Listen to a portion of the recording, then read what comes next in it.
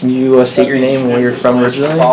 Originally. My name is Dana O'Neill. I'm originally from Maine, but I've been living in Connecticut, oh gosh, 25 years now. I live in East Hartford. When did you enlist and why? My original enlistment was on October 13th, 1971. Why? Because the Vietnam War was going on, and I really didn't want to go to Vietnam. But the reason why I joined is you can't beat them joining. What happened is they had a lottery for the draft, and they took all the birthday dates, and whoever's birthday's first, you knew you're going to go. And if you was number 365, you knew pretty much that you could stay in college and get a job and not have to worry about it. Well, my number was 7 out of 365. So at that point, it was my third year of college. Even then, I was at the University of Maine. I decided to join the Air Force, and I did. I went in on October 13th. Why did you decide to join the Air Force out of all the military branches? I did some research, and I knew some people, and it was just, I didn't really want to be out at sea, and I really couldn't put myself in the category of Marine, so it was just a personal choice. Okay. So how was it adjusting to the military life at first? Any difficulties? Not really.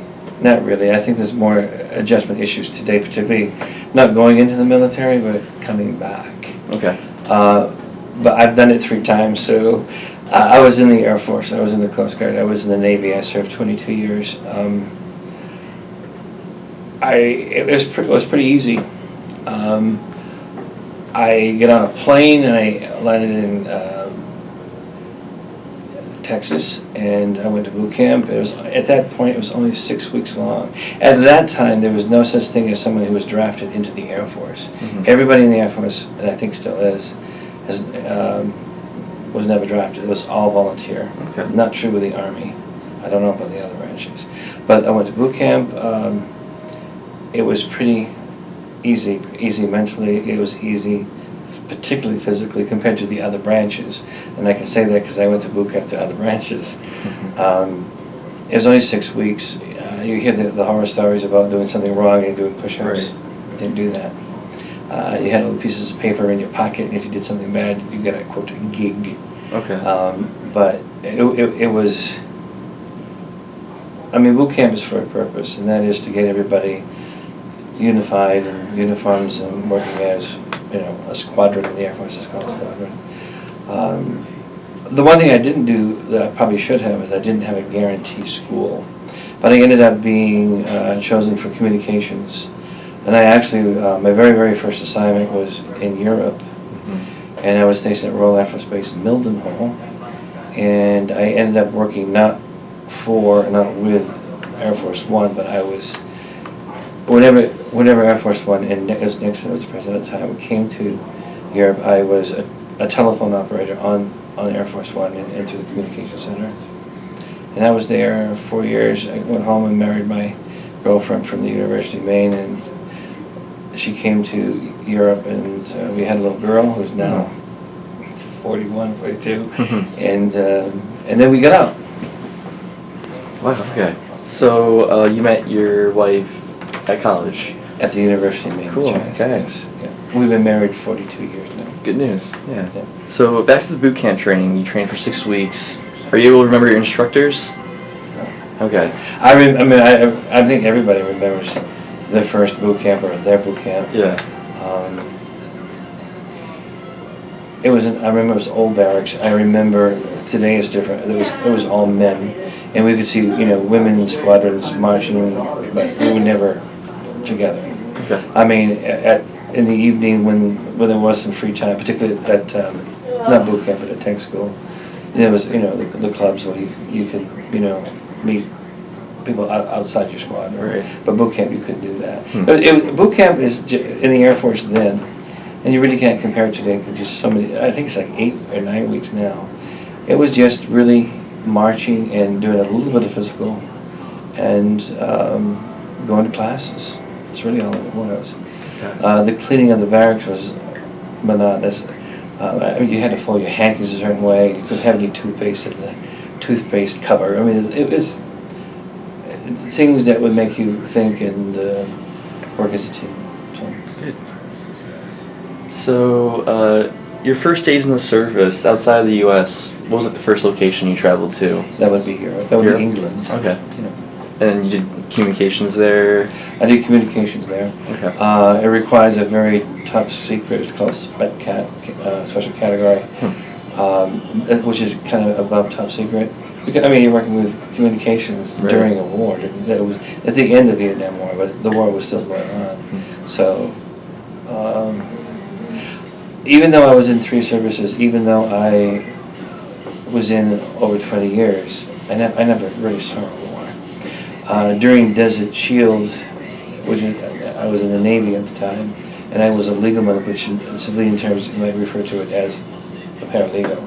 I did over 3,000 wills and powers of attorney, but I did it in Massachusetts on a base. I served 22 years in the Coast Guard, Air Force, and Navy, and I never ever saw a ship.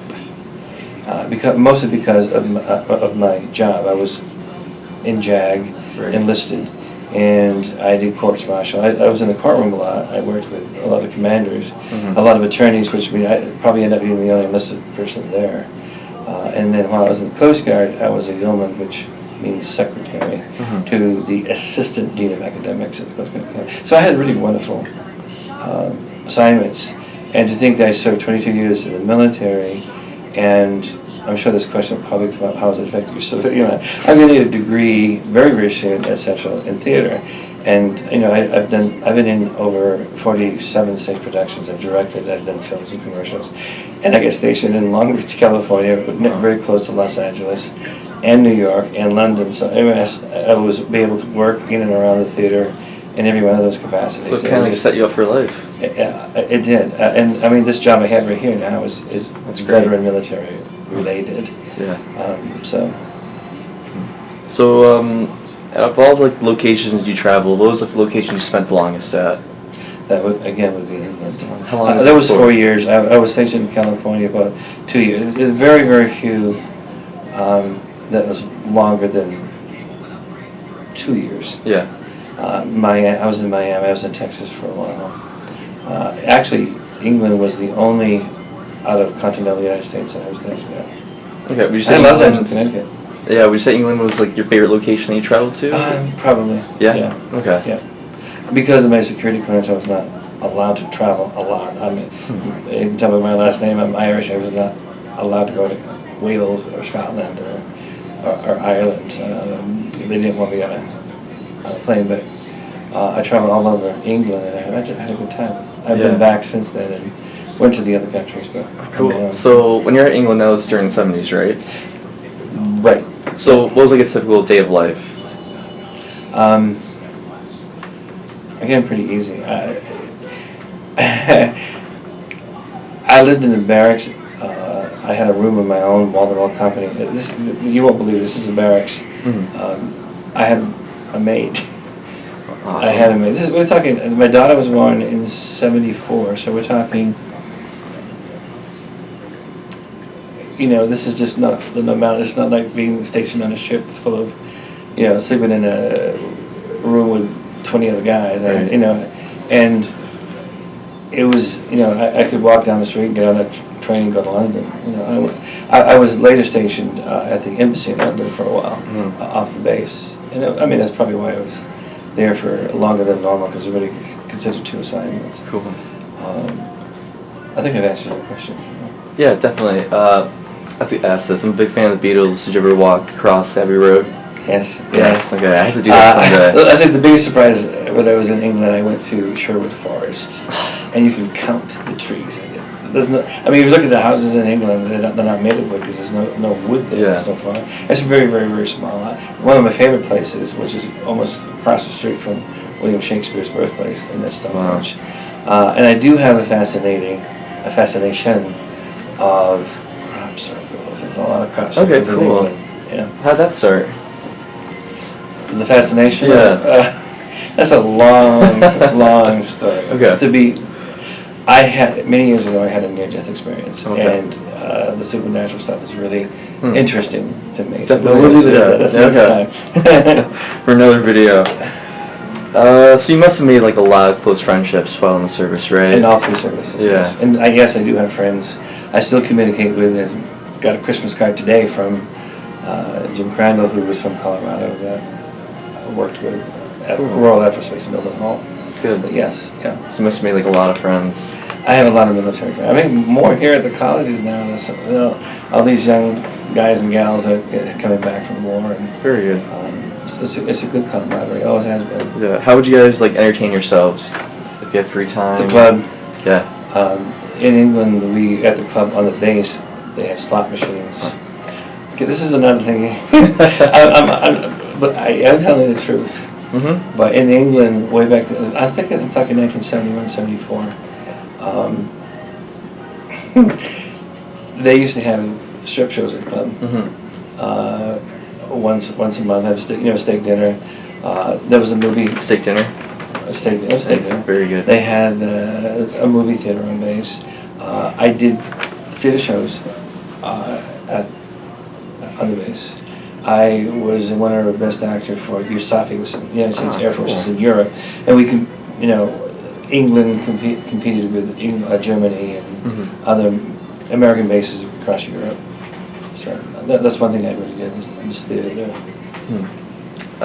Any like humorous or like unusual events?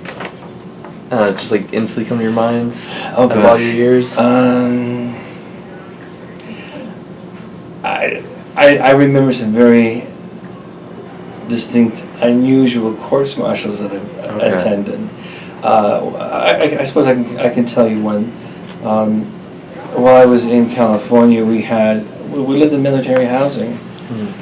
So everybody that worked, this was at the Federal Building in Long Beach, California, and everybody that worked there really was in military housing. So we knew our neighbors and we worked with our neighbors. And we had one guy who just went AWOL. He just didn't go to work. And he would be home all day. And it was, you're going to be in trouble one of these days. And I was the guy who did the courts martial.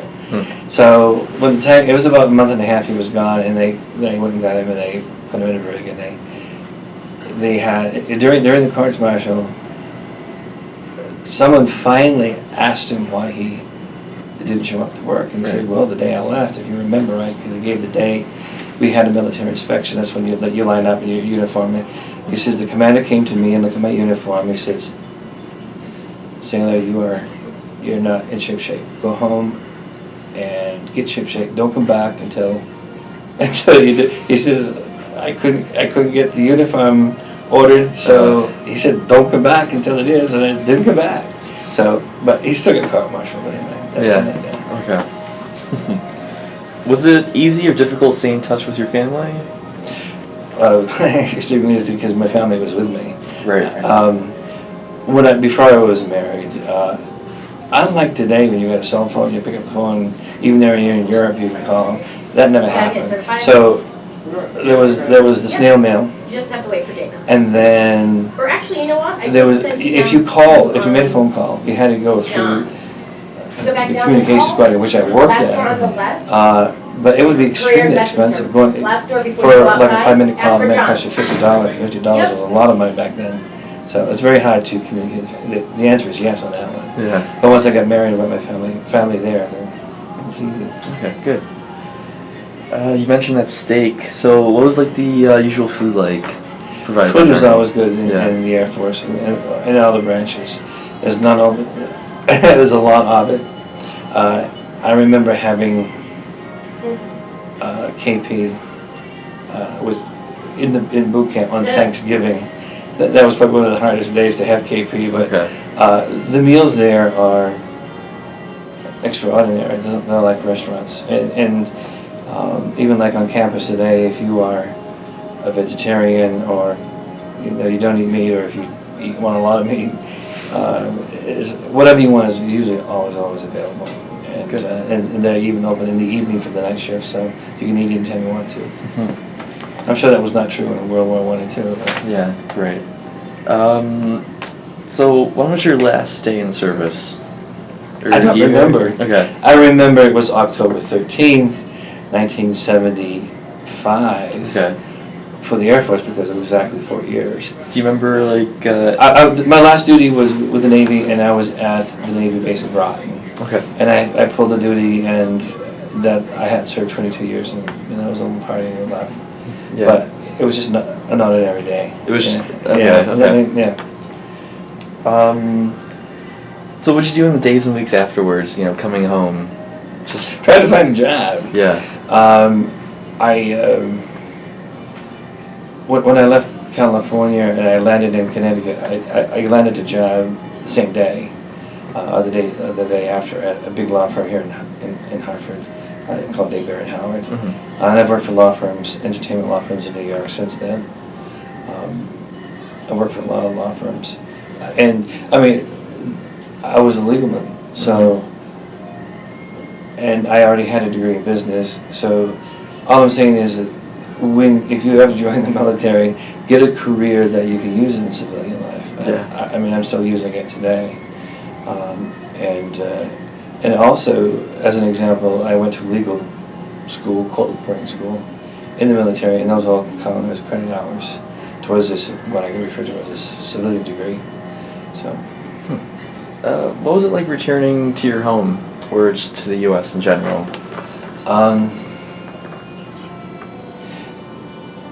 I'm thinking of my comrades. Today is very, very difficult because of things that go on in war. Mine was just simple. I mean, I had 30 days a year for what they call leave, which is vacation, to be able to come home, even in Europe, because you could take what they call military hops and travel for free, at least get you across the ocean, and come home for the holidays if I wanted. I think I came back 3 times while I was in Europe during the 4 years, 2 to visit and 1 to get married. It was pretty easy. I think probably the most difficult thing for me is I grew up in a big, big home that my father built. Mm-hmm. My father died very young. My father died at 29. He got buried alive accidentally in a road construction. And it happened, unfortunately, on my 3rd birthday, because I didn't know him. But anyway, getting back on track, my mom had sold the home while I was at boot camp the first time, so when I came home, the home was different. Oh, man. But I'm sure that's nothing compared to what the soldiers and the Marines go through today. Right, yeah. If you had the choice, would you do it all over again, joining the Army? Today, I would do it. I would go back in the Air Force in a second if I could. Okay. Absolutely, Yeah. And the benefits that the veterans get today is just incomprehensible. I only work 15 hours a week, and I really don't have to. Being retired and Social Security, I'm not 70, but I'm getting up there in years. I'm past 65, so. You look good. I would recommend, even today, anyone to join the military, particularly male. Maybe that's prejudice to say, but for both sexes, simply because it's the benefits are just so fantastic compared to what's going on with Social Security today, and people losing benefits, and it's so much easier. It's easier for gays. It's easier for the medical. I still use medical with. Bye, have a good weekend. Are you back here next week? It's just, I don't know what I'm doing. I'm so glad that I. Oh, so I'll see you Tuesday. Have a good weekend. Going back to one of the original questions of why I joined the military, as I told you, my dad was deceased, and he had served in World War II for, I think, just like 2 years, maybe a year and a half. A true, regular enlistment. Came home and died. But my mother got veterans benefits, financial, and she never worked. I lived in out in the country in Maine. If it hadn't been for my father's service, I would have had nothing. My mother. So I always had told myself, as a youth, someday I would serve, just in case something happened to me and I got married. And I'm very glad I did. Good. Kind of stole my thunder with the last question. I was going to ask how the military service shaped you as a person today, but you already answered that. It's really mostly anything. You think I'm leaving anything out, or anything that you feel like you'd like to share? Military is not a bad thing. I think, in the conclusion that I would recommend it for anybody who wants to. There is a really, this is me talking, not the government. I think people love the military or hate it. I don't think you can like the military. Either you're a comrade and you're ready to put on the combat boots and go to work, or not. My advice is, if you have an enlistment, fulfill the enlistment and get the heck out, or stay for 20. Don't do any of these 6 years and 8 years and 5 years and 20 years. 20 years is fine, but do one enlistment or retire, and get a position that you can transfer into your civilian capacity. So that's it in a nutshell. I love the military.